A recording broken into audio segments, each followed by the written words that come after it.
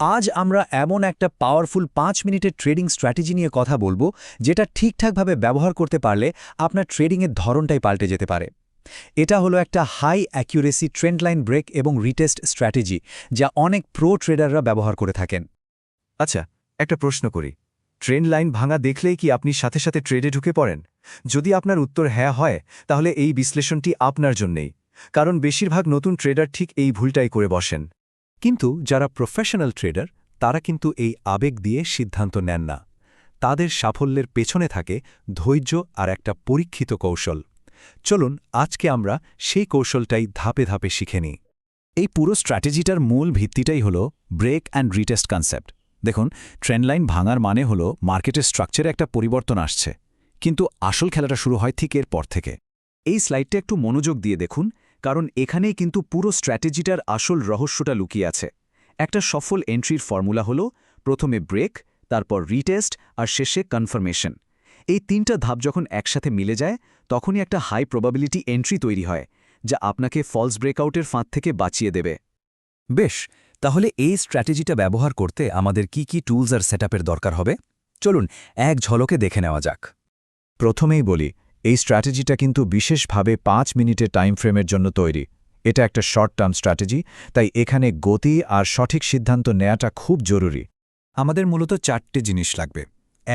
একটা স্পষ্ট trend line, সেটা আপট্রেন্ড হোক বা ডাউন ট্রেন্ড। ২ সাপোর্ট আর রেজিস্ট্যান্স লেভেলগুলো চিহ্নিত করতে হবে।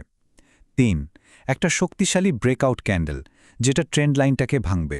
আর সবশেষে একটা রিজেকশন বা কনফার্মেশন ক্যান্ডেল, যেটা আমাদের এন্ট্রির ফাইনাল সিগন্যাল দেবে। চলুন এবার সরাসরি মূল আলোচনায় যাওয়া যাক। দেখি এই কৌশলটা ব্যবহার করে কিভাবে একটা বাই বা কল ট্রেডে এন্ট্রি নিতে হয়। পরপর ধাপগুলো ফলো করলেই দেখবেন ব্যাপারটা একদম জলের মতো পরিষ্কার হয়ে গেছে। একটা বাই এন্ট্রির জন্য আমাদের এই ৪টা ধাপ মানতে হবে। প্রথমত, একটা ডাউন ট্রেন্ডের মধ্যে লোয়ার হাই পয়েন্টগুলো জুড়ে একটা ট্রেন্ড লাইন আঁকতে হবে। দ্বিতীয়ত, অপেক্ষা করতে হবে একটা শক্তিশালী বুলিশ ক্যান্ডেলের জন্য, যেটা ট্রেন্ড লাইন ভেঙে উপরে ক্লোজ হবে। তৃতীয়, আর এটাই সবচেয়ে গুরুত্বপূর্ণ ধাপ, প্রাইসকে আবার নিচে এসে ওই ভাঙা ট্রেন্ড লাইনটাকে রিটেস্ট করার সুযোগ দিতে হবে। আর সবশেষে ওই রিটেস্ট পয়েন্টে একটা বুলিশ ক্যান্ডেল কনফার্মেশন তৈরি হলেই আমাদের সেটআপ কমপ্লিট। তাহলে এন্ট্রিটা কখন নেব? ঠিক যখন কনফার্মেশন ক্যান্ডেলটা ক্লোজ হবে, ঠিক সেই মুহূর্তে। আর যেহেতু আমরা ৫ মিনিটের চার্টে কাজ করছি, আমাদের ট্রেডের এক্সপায়ারি টাইমও হবে ৫ মিনিট। বাই ট্রেড তো বোঝা গেল, এবার চলুন ঠিক এর উল্টো দিকটা দেখি, মানে কিভাবে একটা সেল বা পুট ট্রেডের সুযোগ খুঁজে বের করতে হবে। নিয়মগুলো প্রায় একই, শুধু দিকটা হবে উল্টো।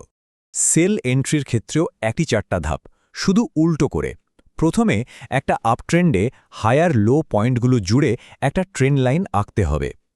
এরপর একটা শক্তিশালী বেয়ারিশ ক্যান্ডেলের জন্য ওয়েট করতে হবে, যেটা ট্রেন্ড লাইন ভেঙে নিচে ক্লোজ হবে। তারপর প্রাইসকে আবার উপরে গিয়ে ভাঙা ট্রেন্ড লাইনটাকে রিটেস্ট করতে দিতে হবে। আর ফাইনালি ওই রিটেস্ট পয়েন্টে একটা বেয়ারিশ কনফার্মেশন ক্যান্ডেল তৈরি হলেই আমরা এন্ট্রির জন্য প্রস্তুত। এখানেও কিন্তু নিয়মটা একদম একই। কনফার্মেশন ক্যান্ডেলটা ক্লোজ হওয়ার সাথে সাথেই এন্ট্রি নিতে হবে, আর ট্রেডের এক্সপায়ারি টাইম হবে ৫ মিনিট। স্বচ্ছতা আর নিয়ম মেনে চলাই হলো সাফল্যের আসল চাবিকাঠি। কিন্তু মনে একটা প্রশ্ন আসতেই পারে, তাই না? যে কেন আমরা রিটেস্টের জন্য অপেক্ষা করব? কেন এই স্ট্র্যাটেজিটা এত ভালোভাবে কাজ করে? এর পেছনের যুক্তিটা বোঝা কিন্তু খুব দরকার। এই স্লাইডটার দিকে একটু তাকান। বাম দিকে কি হচ্ছে? সরাসরি ব্রেকআউটে এন্ট্রি নেওয়া। এটা অনেকটা ফাঁদে পা দেওয়ার মতো। এটা একটা আবেগী সিদ্ধান্ত, যার ঝুঁকি অনেক বেশি। আর ডান দিকে রিটেস্টের পর এন্ট্রি নেওয়াটা হলো একটা স্মার্ট এন্ট্রি, কারণ এটা কনফার্ম করে যে মার্কেটের মোমেন্টাম সত্যিই পাল্টেছে এবং এটা আমাদের ফলস ব্রেকআউট থেকে বাঁচায়। যে কোনো ভালো স্ট্র্যাটেজির মতোই এই কৌশলটা ভালোভাবে ব্যবহার করতে হলে কয়েকটা গোল্ডেন রুল মেনে চলতে হবে। এই নিয়মগুলো আপনাকে একজন ডিসিপ্লিনড বা শৃঙ্খলাবদ্ধ ট্রেডার হতে সাহায্য করবে। এই ৩টা ভুল কিন্তু অবশ্যই এড়িয়ে চলতে হবে।